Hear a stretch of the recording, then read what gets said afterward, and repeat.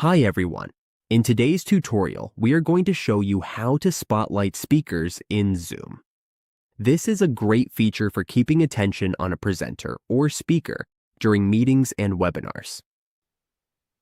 When we are in our Zoom meeting dashboard and already in a meeting, and we want to spotlight a participant, all we have to do is click on the Participants button in the lower left part of the screen. Here, we can see all our participants right away. If we want to spotlight someone in the meeting, all we have to do is hover our mouse over their name and click the three dots that appear. From here, we will see the option to spotlight that participant. It will appear in the lower part of the menu. Once spotlighted, they will become the main video in our Zoom meeting.